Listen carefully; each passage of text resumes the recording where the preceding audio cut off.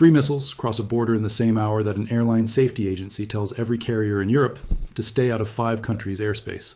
That's not a coincidence. That's a government telling you, in the clearest language it has, that it no longer trusts the sky above an entire region. On the morning of July 15th, 2026, Jordan's air defenses shot down 3 incoming Iranian missiles. Bahrain and Kuwait activated missile alert systems within the same window. Kuwait's army reported its air defenses were actively repelling a wave of hostile drones. 3 different countries, 3 different militaries, responding in real time to fire coming from a single direction, and none of those 3 countries had fired the first shot in this war. That's the part of the story that gets lost in the noise of the main event. This isn't just an American-Iranian conflict anymore. It's a regional one, and on July 15th, the region found out exactly how exposed it actually is. To understand how we got to missiles over Amman and air raid sirens in Manama, you have to rewind through a week that started as an American strike campaign and ended as something much harder to contain. And you have to ask the question sitting underneath all of it. When a state that's already losing a war decides it can't win at home, starts looking for ways to make everyone else lose too, what does that actually look like in practice? As of this week, we're finding out. Start with what triggered this latest round, because the sequence matters more than the explosions themselves. In the days leading up to July 15th, American forces carried out consecutive nights of strikes against Iranian military infrastructure along the country's southern coast, ports, radar sites, missile storage, naval assets, spread across cities including Bandar Abbas, Chabahar, Bushehr, and several smaller coastal towns. Iranian officials say those strikes hit an army barracks among other targets, killing at least 7 Iranian troops and wounding more than 260 people nationwide, according to figures reported by Iranian authorities. Those casualty numbers come from Tehran, not from independent verification, and should be treated accordingly, but even taken as a claim rather than a confirmed fact, they tell you something about the scale Iran itself says it's absorbing. And Iran's answer to that scale wasn't just to fire back at the country that struck it, it was to widen the map. Missiles toward Jordan, drones toward Kuwait, alert systems triggered in Bahrain. None of those 3 governments are the ones dropping bombs on Iranian soil. What they share is proximity to American military presence and, in some cases, quiet cooperation with the coalition operating against Tehran. That's the logic being tested here, and it's a brutal one. If you can't hit the country actually hurting you, you hit the countries standing near it, and you make the cost of hosting American power visible to every government in the neighborhood. Jordan's response gives you the clearest window into how seriously this is being taken. Intercepting 3 incoming missiles isn't a symbolic gesture. It's a live air defense engagement, the kind of event that in almost any other month would be the lead story on every network in the world. Here, it was one line in a fast-moving update, buried under everything else happening the same day. That in itself tells you something about how normalized this level of regional exposure has become in a matter of weeks. Then there's the economic front, and this is where the story stops being about missiles and starts being about the machinery that keeps the entire global economy moving. Iran's Revolutionary Guard issued a direct threat this week. Close all other export corridors that benefit the US and its allies. Iranian state media quoted the IRGC's own framing almost word for word, that regional energy exports are, in their language, either shared by all or denied to all. That is not diplomatic ambiguity. That's an explicit threat to shut down the flow of oil and gas for every country in the region, allies and neutral parties alike, if Iran doesn't get to keep using its own share of that same infrastructure.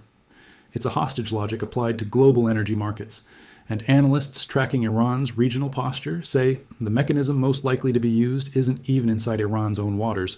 It's further south, at the Bab el-Mandeb Strait, where Iran's Houthi allies in Yemen have both the geography and the demonstrated willingness to threaten shipping lanes on Tehran's behalf. Think about what that actually means for a moment. The Strait of Hormuz has already been the flashpoint of this entire war. The passage Iran has repeatedly threatened to close, the waterway a fifth of the world's oil moves through. If the threat against Bab el-Mandeb is acted on, you're no longer looking at pressure on a single choke point.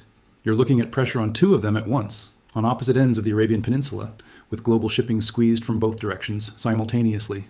That's not a regional shipping problem anymore. That's a problem for every gas station and every manufacturing supply chain on the planet, and it's being floated not as a hypothetical by outside analysts, but as an explicit threat from the IRGC itself. The aviation industry didn't wait to see if that threat was serious. The European Union Aviation Safety Agency issued a formal advisory telling carriers to avoid the airspace over Bahrain, Kuwait, Qatar, the United Arab Emirates, and parts of the Gulf of Oman. An advisory set to remain in place until at least the end of July. Read the actual language in that advisory, and you find something more precise than a generic warning. It states plainly that the ceasefire agreed to in mid-June, the same one President Trump had already declared over, has been subject to what the agency calls recurrent and significant violations, creating, in its words, a high level of risk across the Gulf region. That's not commentary from a pundit. That's a formal aviation safety body whose entire job is risk assessment for civilian aircraft, telling the industry in writing that this region no longer meets the threshold of predictable safety. When the people whose job is to stay boring and technical start using language like that, it's worth paying attention. Commercial shipping is reacting the same way, just slower because tankers can't turn around as fast as flight plans. Industry intelligence firms tracking vessel movement through the Strait of Hormuz have reported what one firm described this week as a growing loss of confidence among shippers using the southern route near Oman's coast, the very route President Trump has repeatedly urged vessels to use, and the same route Iran has threatened to fire on directly. CENTCOM says it has already redirected commercial vessels, attempting to run the newly reinstated naval blockade, confirming that the blockade isn't just a policy announcement, it's an active enforcement operation, with ships being turned away from Iranian ports in real time. So who is actually making these decisions inside Iran right now, and how coordinated is any of it? That's the question hovering over every one of these individual events, and it doesn't have a tidy answer. What you can observe, rather than speculate about, is a pattern. Public IRGC threats aimed at the entire region's energy infrastructure, missile and drone launches against 3 separate neighboring states within a single morning, and a domestic messaging apparatus that keeps describing casualty numbers and troop losses in terms clearly meant for an Iranian audience bracing for more sacrifice, not for an international audience being offered de-escalation.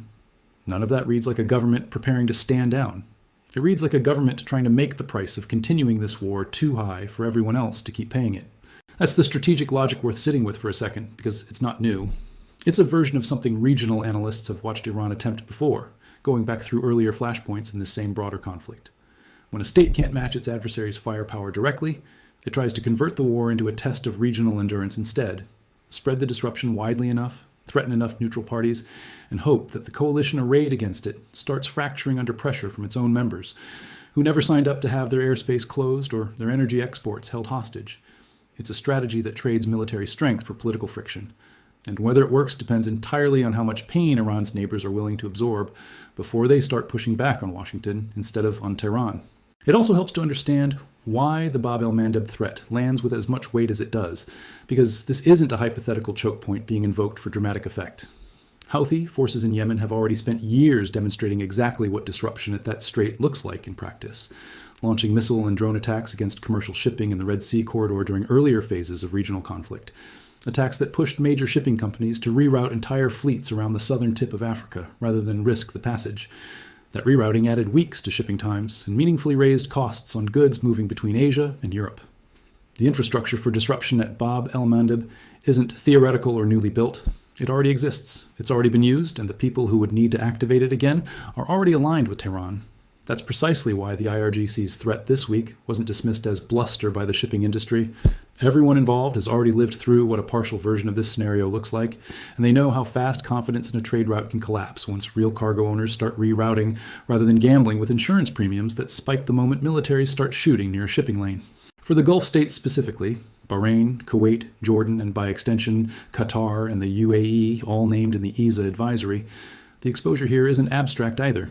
These are economies built substantially around the assumption that regional airspace and regional waters function as reliable infrastructure for tourism, for the free flow of trade, for the confidence of foreign investment that treats Gulf hubs as stable places to do business despite decades of surrounding instability. An extended closure of Gulf airspace to European carriers, even a partial one lasting only into late July, chips directly at that assumption. It signals to global markets that the region's stability can no longer be taken as a baseline condition, and confidence, once shaken in exactly this way, tends to take far longer to rebuild than it took to break. There are early signs cutting in the opposite direction, though, and they matter just as much as the threats themselves. The fact that Jordan, Bahrain, and Kuwait all mounted active, successful defensive responses within the same window, intercepted missiles, triggered alert systems, engaged drones, suggests these governments were not caught flat-footed. Air defense of that kind requires standing readiness, not improvisation. That tells you Gulf states have already, quietly, been preparing for exactly this scenario for some time, which in turn tells you their governments assessed the risk of Iranian regional retaliation as real and immediate well before July 15th arrived. Whatever is being said in public about de-escalation, the private posture in Amman, Manama, and Kuwait City has clearly been shaped by the expectation that this war would not stay contained inside Iran's borders. Zoom out one more level, and you land on the question that actually determines where this goes next. Is this escalation, or is this the sound of a losing side trying to generate leverage before a deal gets forced on it anyway? Iran's own IRGC has framed its threat in almost transactional terms. Export corridors, shared by all or denied to all, language that sounds less like a declaration of total war and more like a negotiating position backed by force, an attempt to make the economic cost of the blockade symmetrical rather than one-sided. That doesn't make it less dangerous. A negotiating tactic that involves live missiles crossing international borders is still, functionally, an act of war, regardless of the intent behind it. But it does suggest Tehran may still be calculating toward an eventual off-ramp, rather than toward unrestricted regional conflict, even while its actions in the moment look almost indistinguishable from the latter. The risk, of course, is that calculations like that don't always survive contact with reality. A missile that Jordan intercepts today is still a missile that could get through tomorrow. A drone wave that Kuwait repels this week could be followed by a saturation attack next week, designed specifically to overwhelm those same defenses. And a threat against Bab el-Mandeb that starts as leverage can become an actual closure the moment Houthi commanders in Yemen decide, independently of Tehran's precise intentions, that the moment has come to act. Iran doesn't need a unified, centrally controlled strategy for this region to spiral. It only needs enough loosely aligned actors pulling in the same general direction, each with their own reasons, for the disruption to compound faster than diplomacy can catch up. That's the state of the region as of this week. 3 governments actively defending their own airspace against fire that didn't originate with them. An aviation safety agency formally warning an entire industry away from Gulf skies, shipping firms watching confidence erode along one of the world's most vital trade corridors, and a threat on the table to choke off a second strait entirely, on top of the one already contested. Every one of those developments happened inside a matter of days, layered on top of a war that was already reshaping the Middle East before this latest round of retaliation even began. There's also a version of this story written in what hasn't happened yet, and it's worth naming directly. No Gulf state has, as of this week, announced it is closing its own airspace or withdrawing cooperation with the coalition operating against Iran. No European carrier has canceled Gulf routes outright. The ESA advisory is caution, not prohibition, and airlines are largely still flying, just around the edges of the warned zones rather than through them. Global oil prices have moved on this news, but they have not spiked into the kind of panic territory that would suggest markets believe a full closure of either strait is imminent rather than threatened. That gap between the rhetoric and the market reaction tells its own story. Traders and governments alike appear to be treating this as dangerous brinkmanship rather than a confirmed turning point, at least for now. Whether that rid holds depends entirely on what happens the next time an Iranian missile crosses a border, and whether the country on the receiving end is as fortunate or as prepared as Jordan was on the morning of July 15th. What happens next depends less on any single strike than on whether Iran's neighbors keep absorbing this pressure quietly or start responding in kind, and on whether Tehran's calculation that it can spread the cost of this war outward rather than end it actually buys the regime the leverage it's betting on, or simply accelerates the moment when the rest of the region decides it has more to gain by ending this than by continuing to defend against it, one intercepted missile at a time.